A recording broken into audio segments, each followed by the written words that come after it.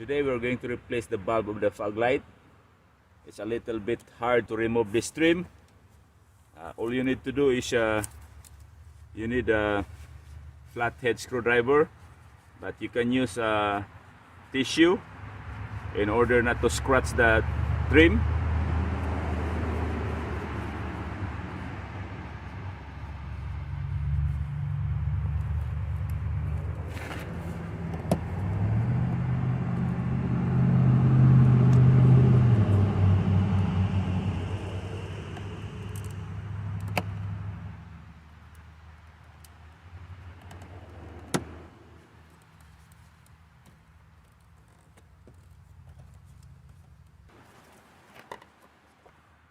It's a little bit hard, but you need to take your time to remove it.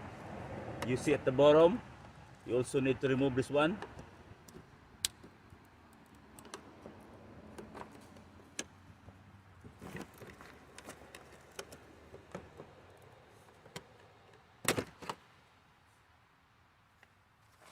So we get it.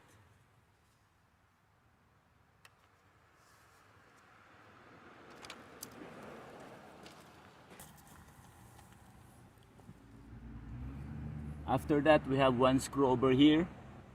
We are going also to remove this one.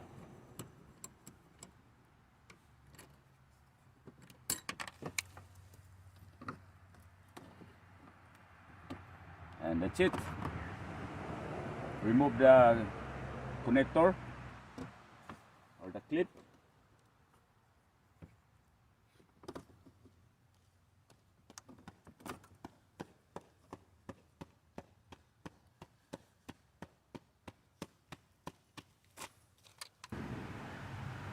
The bulb is each 8, so we are going to put this back.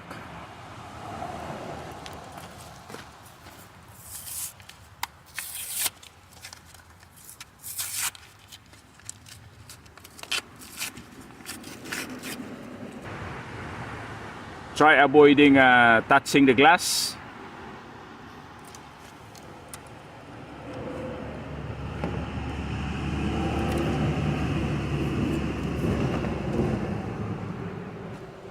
To remove it, just do counterclockwise, then pull.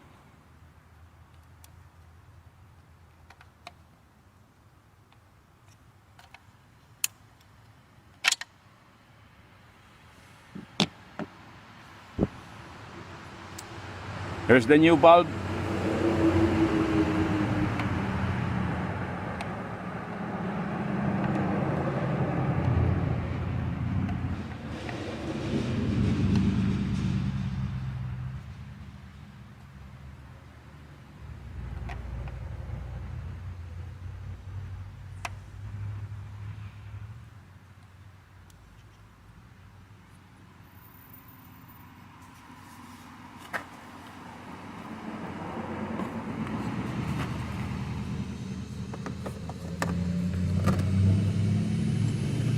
Put back the connector.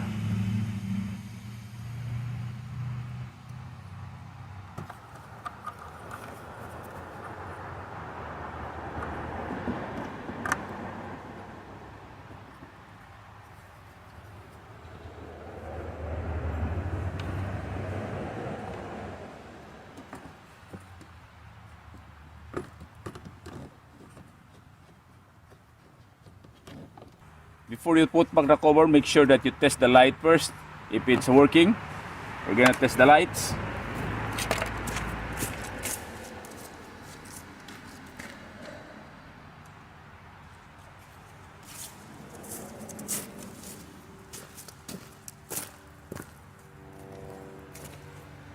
So now it's working, so we're gonna put it back.